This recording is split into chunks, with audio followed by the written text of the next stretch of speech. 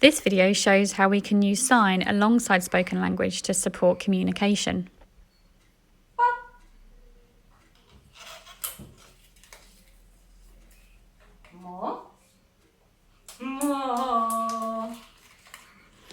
The adult uses the sign alongside the spoken word and the child then copies.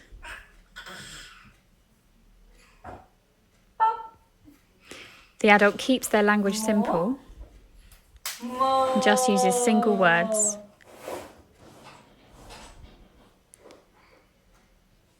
She comments on the child's actions when she says pop.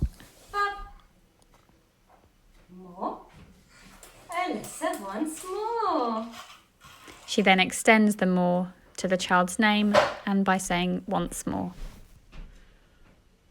This shows the child initiating using He sign. sat on a wall. Humpty Dumpty had a great fall. All the king's horses and all the king's men couldn't put Humpty together again. More, more. The child is sitting opposite mum to encourage eye contact. He sat on a wall. Humpty Dumpty had a great fall. All the king's horses and all the king's men couldn't put Humpty together again.